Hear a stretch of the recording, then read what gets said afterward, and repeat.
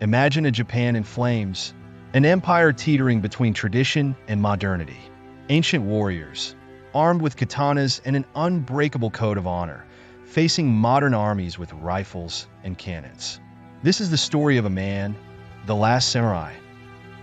His name, Saigō Takamori. The blood of warriors flowed through his veins. His soul was forged in the steel of the katana. But his destiny was to challenge the very emperor for the honor of the samurai.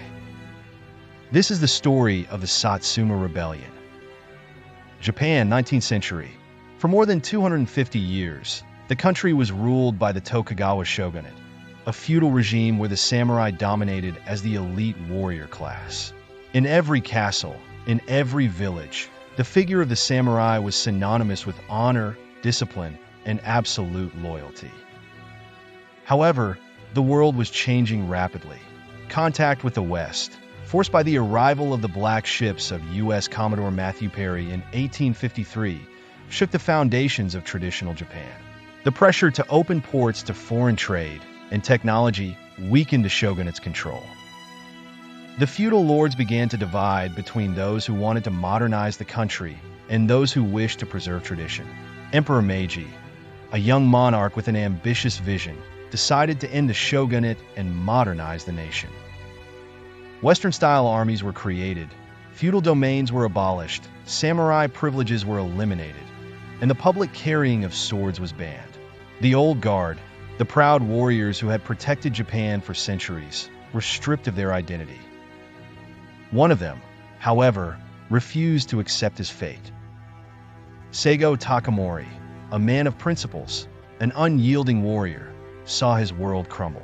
He had been a fervent supporter of Emperor Meiji, but now his heart was torn.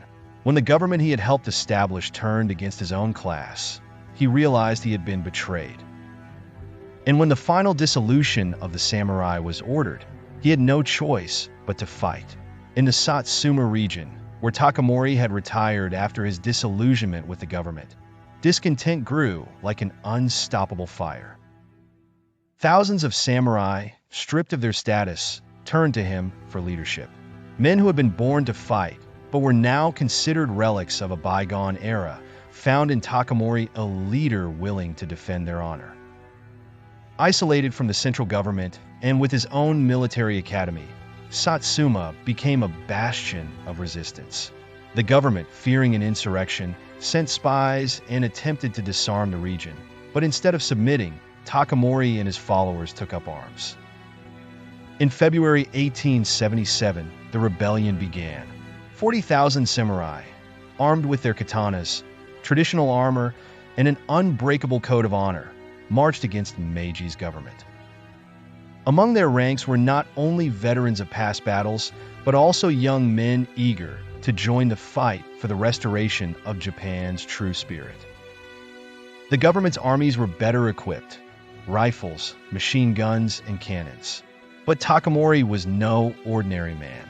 With masterful strategy, he led his samurai to a series of early victories, proving that the warrior spirit could withstand modern technology. The mountains of Kyushu became the stage for a fierce struggle. Swords clashed against bayonets, war drums echoed through the night, and battle cries mingled with the thunder of artillery. However, the samurai's determination was not enough against the unstoppable advance of the imperial forces. As the months passed, the samurai began to lose ground. Supplies dwindled, men fell exhausted, and enemy bullets rained down upon them. Many were captured, others retreated to the mountains seeking refuge, but Takamori never surrendered. By August 1877, only 500 men remained with Takamori. The final stand took place on Shiroyama Hill.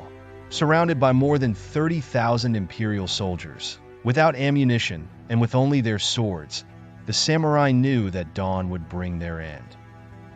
On September 24th, before sunrise, Takamori gathered his warriors.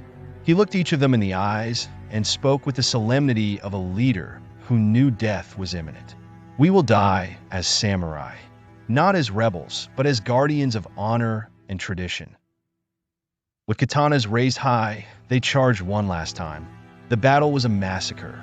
The roar of cannons, the whistling of bullets, and the screams of the dying filled the hill. One by one, the samurai fell, but none fled. None surrendered. Takamori, gravely wounded, dragged himself to a clearing. His blood-covered face reflected the determination of a man who never bowed to fate.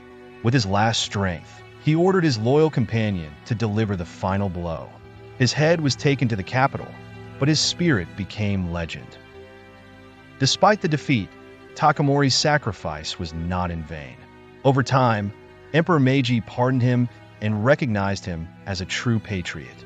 His figure became a symbol of resistance and honor. Today, his statue stands in Tokyo, reminding future generations that courage and loyalty are immortal. The story of Saigō Takamori is a reminder that times change, but values and the fight for what we believe in must never die.